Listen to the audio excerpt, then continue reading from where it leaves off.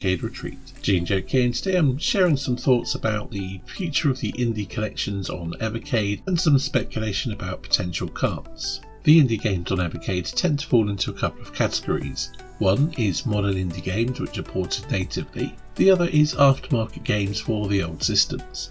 And aftermarket games for old systems can be divided up as well, in the sense that some have been developed for home micros, but that's not where I was really going with it. The other aspect that separates them really comes down to the experience of the developers. For example, the Indie Heroes games are often made by, first timers, amateurs, people experimenting in game development. Things that generally you wouldn't expect to get a proper commercial release. Although some of them do get limited releases on the original hardware that they were developed for. Well, to be fair, many of the aftermarket games for the old consoles do indeed get such releases. Although it's a very niche market, I think it's great for the people that do have the original hardware. But for folks like myself who no longer have such things, the Evercade does provide a great compromise. And many of these games haven't been released on other formats, be it digitally or physically, which is why I think it's fantastic for Evercade to get more games like these, or more collections with aftermarket and indie games. Now, as I mentioned, some of these games are by people who are essentially bedroom coders, amateurs, people who are trying out making games, and some are made by small studios or collections of people throughout the world doing these things, and many of them are released by actual publishers, be it smaller indie publishers such as Megacat Studios, which is where I'm going to start off with my first cart speculation.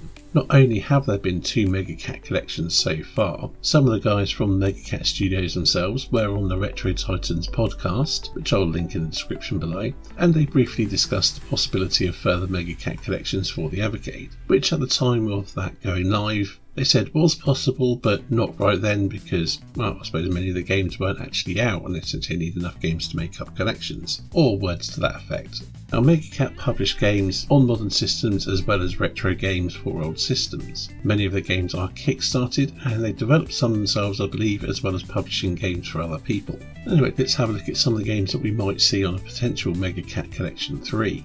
So let's start with ZPF, or ZPF if you're on the wrong side of the Atlantic Ocean.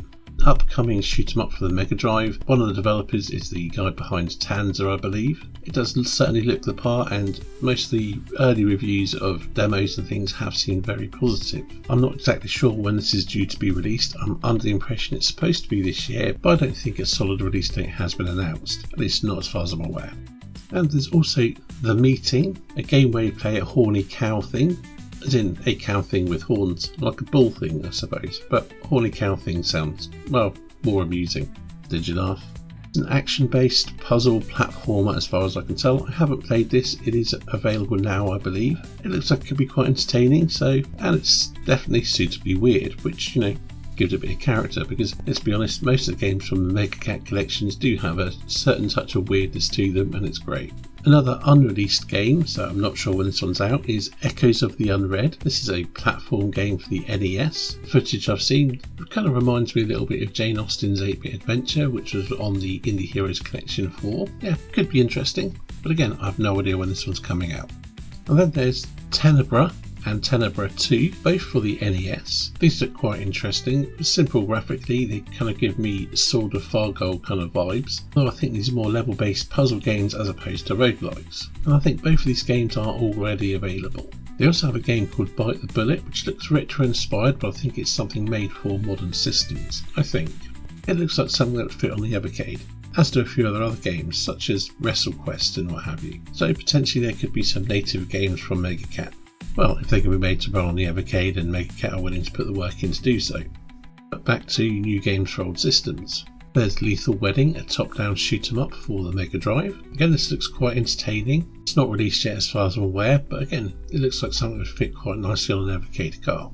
There's Kudzu for the Game Boy, which is already out. You control a gardener trying to, get rid of the forest that's growing exponentially in whatever. There's some plot and chopping plants and things.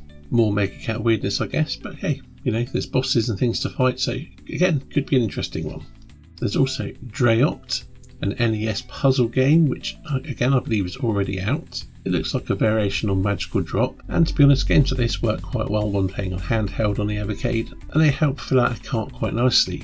Phantom Gear for the Mega Drive, which is sort of an action platformer, is another one that is currently unreleased, and I'm not sure exactly when it's coming out. It has been in development for a while. There's a demo available to play. I've played it before, and it does seem like it could be a very good, nicely polished game. It's definitely one I'd be interested in seeing come to the Evercade when it is finished and released. Lucky Penguin is a block puzzle game, which kind of reminded me of the bonus stages from Go Dizzy Go on the Oliver Twins collection, and those were the best bit of that game. I believe this game is already out. Machine Cave is a physics-based spaceship flying exploration action game for the NES. Think Lunar Jetman or that sort of thing, Thrust, Gravitar, you know what I mean. And again, this game does seem to be already out, so definitely a potential one for a collection. Gravibots is another game by Retro Souls, who made a number of games for the other Mega Cat collections, and they're some of the best games on those collections, so hopefully that would make it to a Mega Cat Collection 3. Project Blue is an action platformer for the NES. This one I believe is already out. It's a game I've heard a bit about, and mostly, I think I've pretty much only heard positive things about it. Gunsner is a chaotic looking shoot 'em up for the NES. Once again, this game is already out. I don't know much about it, but it looks a bit, well, chaotic. Kind of gives me Jeff Minter vibes. Rocket Panda is a cute action platformer for the Sega Mega Drive. This game is already out and has been receiving some quite positive reviews as far as I recall. I mean, you control a cute panda with a jetpack. What more do you want? Creeping It Real for the NES is a, well, Halloween themed puzzle game by the looks of it. Don't know much about this one, but hey, you know, could be a good addition. Flap Happy is a Flappy Bird roguelike for the NES. I believe this one is already available. While it doesn't look like much graphically, it looks like it could be quite an interesting, entertaining game, with plenty of challenge by the looks of it. Chant, I believe, is an upcoming action run and gun game for the Sega Mega Drive. It certainly looks the part. Don't know much about it beyond that, but yeah, something I'm quite happy to see on the Evercade. Sacred Line 1 and 2, I believe, are, well, adventure games, I think quite text-heavy adventure games for the Mega Drive. I don't know much about them, but some sort of, you know, text adventure thing for consoles could be quite interesting, I suppose. Maybe. The Text Assist is a Dreamcast game, so it probably wouldn't be viable for the Evercade, but, well, if it could be made to run or natively ported or something, maybe it'd be quite interesting. It looks entertaining. I think that's pretty much it for Mega Cat games at the moment, or at least the ones I think would be viable. So I think it's safe to say that Mega Cat Collection 3 is not only viable, but it would also have some potentially very interesting games on it. Other multi-game indie carts we could see, well, there's always the potential of another Indie Heroes collection. Even though Game of the Month isn't running this year, it's not to say there won't be an Indie Heroes collection without Game of the Month. Although I imagine it's taken a break before it comes back, but who knows. I will be surprised if we don't see another Home Computer Heroes collection. I've mentioned this before, so I'm not going to go into it here. It's safe to say there are masses of homebrew games for the various home micros out there. There's so much potential for it to happen, maybe I'll do a separate video on that at some point. Also along those lines, whether it be included in a Home Computer Heroes cart or be separate, there are companies like Cytronic and Protovision who do a lot of games for the C64. Crazy Burger made a video about this recently, so I'm not going to go in depth, but safe to say that can definitely happen and has been mentioned by Blaze themselves. Well, they asked about what games people would like to see, so they've definitely been thinking about it. The last I heard on the matter was it was something they could do, but they hadn't set anything in motion. There was nothing concrete or locked down. I believe that was about a year ago, so who knows how things have progressed in the meantime. So what about indie dual carts? Well, let's start by looking at other games by developers of games that have already been on indie dual carts. The very first indie dual cart included Xenocrisis and Tanglewood. Well, Tanglewood was developed by Big Evil Corp, and it's the only game they've done, and I don't see any news about anything else they have upcoming. So I think for the moment that's a bit of a dead end. Xenocrisis was developed by the Bitmap Bureau, and they have been busy and have released other games since, as well as porting Xenocrisis to every possible console and system in the world ever. I think it rivals Doom for the amount of systems it's been ported to now. Actually, it might even surpass it. What about their other games? Well, they released Battle Axe, which is a top-down hack and slash game with some gorgeous visuals. It's been released on modern formats, and it says it's available for the Neo Geo, but I can't see anywhere to get hold of this, so I'm not sure if that's even out yet. I'm pretty sure their website used to say it was also available for the N64, so maybe these are ports that are yet to come out. They also did a beat 'em up called Final Vendetta, which again is available on modern systems, and once again says it's available for the Neo Geo, and there are pre-orders available for this. So obviously it isn't out yet. Obviously with Neo Geo stuff now coming to Evercade, this, and if Battle Axe does get ported to the Neo Geo, are potentially viable. They also have that upcoming game, Terminator 2D No Fate, or whatever it's called. And it says it is being ported to retro systems, but what they are, who knows? I would hazard a guess at Neo Geo. So again, maybe it could happen at some point down the line, but it's probably safe to assume it's less likely we'll see something from the Bitmap Bureau this year. But as Blaze liked to say never. The second dual cart that was released was Alwa's Awakening and Cathedral. Well, Alwa's Awakening does have a sequel, but the version we had on the Evercade was an 8-bit port developed specifically for the NES. And to my knowledge, the sequel Alwa's Legacy doesn't have an 8-bit version. I suppose it could be ported natively, or maybe there is an 8-bit version in development, who knows. They also have a game called Avoid Hope in development, but again, it's in development, so who knows if that's possible. The developers of Cathedral, December Born Interactive, have another game in the works, but very little seems to have been revealed about that one. So again, maybe, but probably not this year. Moving on to Good Boy Galaxy and Witch and Whiz. I can't find anything about any more games from the developers of Good Boy Galaxy. Perhaps I just didn't look hard enough, but that game was pretty much released first on the Evercade, or very close to its initial release. So if they have anything else in development, it's probably not out yet. The developer of Witch and Whiz has done other games, so maybe they could appear, but again, they were done prior to Witch and Whiz. So potentially we could see more from that developer on the Evercade at some point. The Demons of Asterborg and Asterbros collection features 2 games by Neofid Studios. Actually, it features their only 2 finished games to date. However, there is Demon Claw, or maybe it's Damon Claw, coming out possibly later this year. From what I've seen about the development of the game, I think the game is almost finished and is really in its final testing stages. As I understand it, Neofid are the developers of the Mega Drive version of the game. It's being developed by Bitbeam Canon. It's coming out on PC, Mega Drive and Neo Geo, and obviously other modern platforms. It's a game I would love to see come to Evercade, so hopefully it will at some point. Whether it be the Mega Drive or Neo Geo version, who knows? Given there's a relationship between Neofid and Blaze, I think it's a distinct possibility it could happen. As far as I'm aware, Neofid don't have anything else in development. Well, at least nothing that's announced. But Bitbeam Canon do have other games in development. They have Metro Siege, a beat-em-up for the Amiga and modern systems. I believe this is still in development and is essentially put on hold a little bit for Demon Claw, but I'm not 100% sure on that. They also have a game called Cyberjack, which is an 8-bit platformer inspired by NES games. Again, it's listed as being in development and being developed with Construct 3, so I don't know how viable a native port would be. Again, the game is not even finished yet, so it's a bit of a moot point.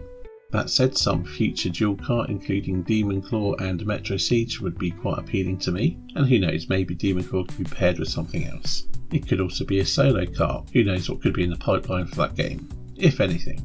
The most recent indie dual cart for the Evercade was Metal Dragon and Life on Mars by Kai Magazine Software. They definitely have some more games that potentially could come to Evercade. There's the sequel to Life on Mars, Life on Earth, which is already available and has been out for, a good 6 months, maybe a year now. It appears to be more of a run and gun action game than a Metroidvania like the first one. And there's also the upcoming release of their sort of RPG style game, Legend of the Four Winds. There's reviews going out for it at the moment, and it looks like it could be quite interesting. I don't think we'll see these as a dual cart particularly soon, if it happens. As I understand it, Kai Magazine Software wants to hold off on doing Evercade releases to sort of preserve value for the people who buy the carts for the original hardware, which is an understandable sentiment, although I'm not sure how much of an impact it would have. I think people who are going to buy the games for original hardware probably aren't going to be into Evercade so much, if at all. But I'm sure allowing for a certain level of exclusivity on original hardware certainly won't do them any harm, especially when doing future Kickstarters.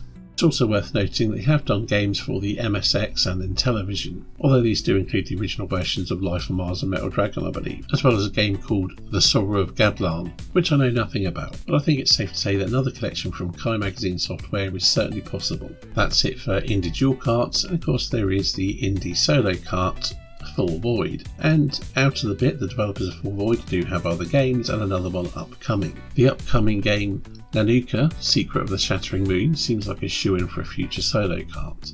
Out of the Bit Studios were on the Retro Titans podcast last year, and they did say they would be interested in working with Blaze again, so it's a distinct possibility. But what about their other games? Well, there's Super Arcade Football, which is exactly what we think. It's a football game, a very arcadey one apparently. I haven't played it, but definitely gives sensible soccer vibes. And the other game is Super Arcade Racing, which has distinct, Super Sprint or Micro Machines vibes. Again, I haven't played it. It looks the part. Could they be a potential dual cart? I'm not sure. I mean, surely it would have happened by now. And I assume they'd have to be natively ported. And knowing nothing about the size of the files involved, could it be possible that they could be packaged in with Nanuka or something else? Again, who knows? So that aside, what other indie things could come to the Evercade? I'm going to avoid looking at anything that would run natively or have to be natively ported because it's such a broad market really. I mean, anything that's released on Steam that potentially could run on the Evercade in theory could be ported. So I'll just look at other new games for old systems.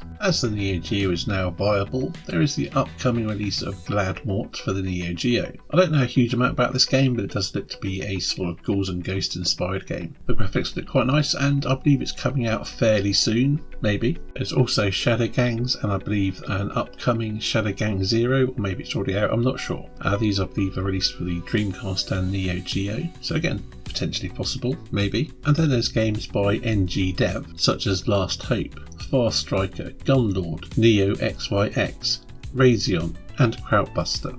I haven't played any of these, they do look impressive, so maybe we could see a dual car or a collection or whatever from these guys, who knows. For the Mega Drive there is the Cursed Knight and the Cursed Legacy, which would make for quite an interesting dual car, I think. The Cursed Legacy has come out fairly recently, the Cursed Knight came out a couple of years ago. I haven't played either, but again they do look quite impressive and got pretty favourable reviews. And of course I know many people would like to see the games by Watermelon make it to Evercade. These include Pierce Solar and the Great Architects and Paprium, but if you do a bit of research into Watermelon, and you probably understand this is quite unlikely, but it'd be great to see. The developers of Ira the Crow Maiden and Curse of Wilmore Bay Second Dimension have a game in development called Affinity Sorrow. It's an RPG for the Mega Drive and it looks like it could be quite promising. And at this point this video is going on quite a bit, so I'm going to cut it short, but it's safe to say there are quite a lot of aftermarket games for the Mega Drive and other systems that do look very impressive. Mega Drive games such as Sword of the Apocalypse, Captain Barrel, or the Soviet Borgs. A former Mega Drive port of Super Metroid has been being turned into its own game called Space Hunter. There's a Mega Drive Resident Evil clone coming out, BioEvil I think it's called. There's Eartheon, the upcoming game from Ancient and Yuzo Koshiro. There's Former Dawn, a very impressive looking NES RPG. You get the gist. There's lots Blaze could potentially license for indie carts or indie dual carts, maybe solo carts. Now I realise from Blaze's perspective, these carts aren't such a big draw for casual users as things like Tomb Raider or the Neo Geo or what Namco might be. They don't have that level of brand recognition that will draw people to the Evercade.